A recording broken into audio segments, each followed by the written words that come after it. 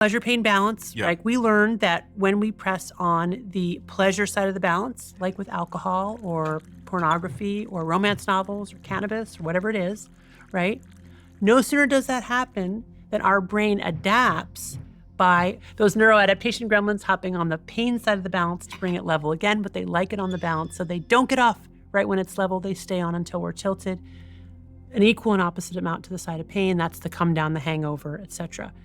But it turns out the opposite is also true. If we intentionally press on the pain side of the balance, for example, with exercise or an ice cold water bath or intermittent fasting, those gremlins will hop on the pleasure side of the balance, and we will get our dopamine indirectly by paying for it up front.